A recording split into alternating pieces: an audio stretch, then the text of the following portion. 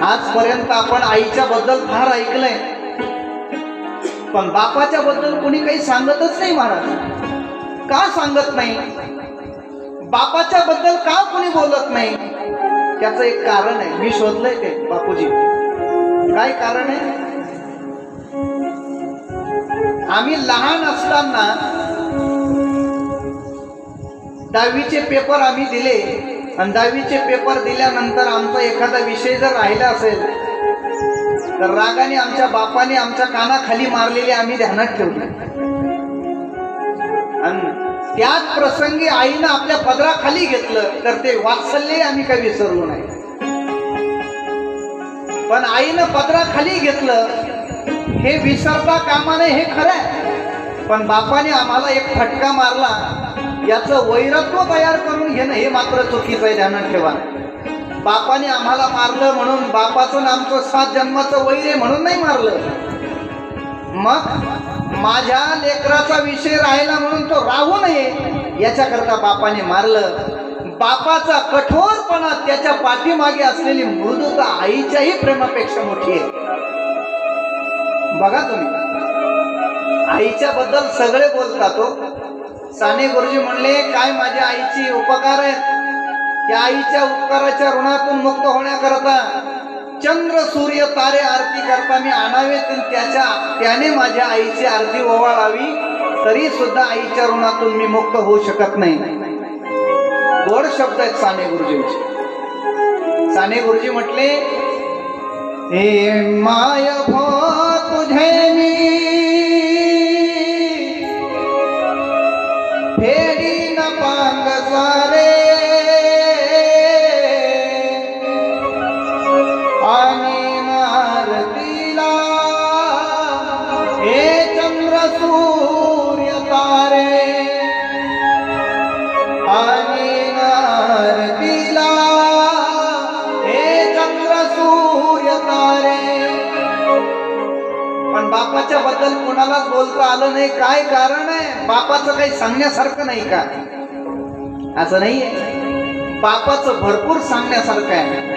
मग काय कारण आहे? आमची वाणी ते सांगण्याकरता अपूर्ण पडते म्हणून बापाचं कोणी बोललं नाही. मग बाप काय आहे? बापाचं कर्तृत्व किती मोठं आहे तुम्हाला सांगू.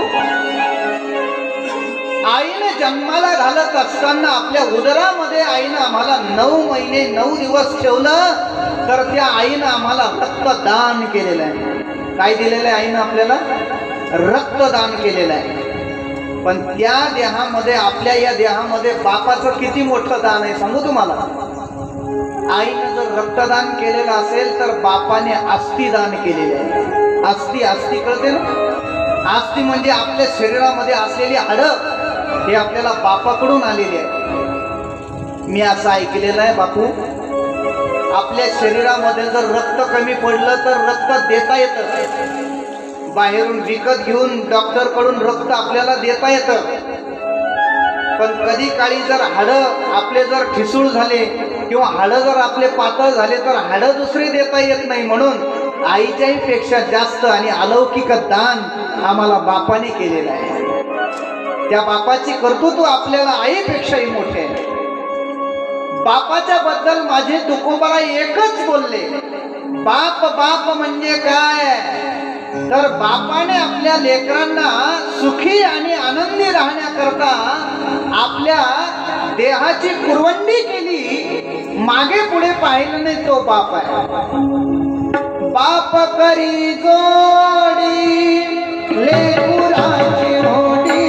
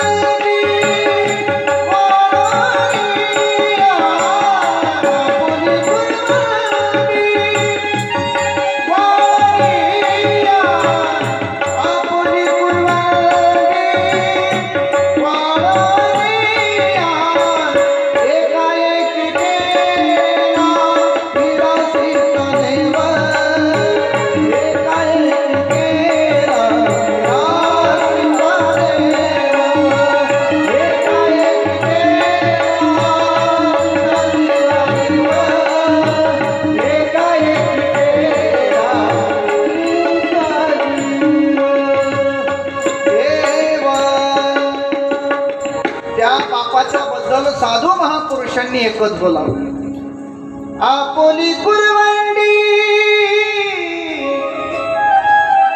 वाळवणी. बापाने लेकराला सन्मानाने राजेशाही थाटामध्ये जगवण्याकरता त्या बापाने स्वतःच्या देहाकडे कधी पाहिलंच नाही. महाराज आजही आपला बाप प्रत्येकाच्या डोळ्यासमोर आहे. लेकराला जर बूट घ्यायचे असेल तर एका शब्दात 2000 रुपये काढून देणारा बाप आपण रोज पाहतो.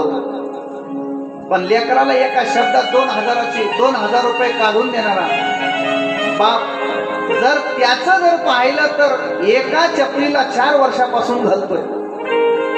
जर ती चप्पल तुटली असेल, फाटली असेल तर चांभाराकडे देऊन 10ची नोट देऊन शिवून घेईल आणि तशीच वापरेल.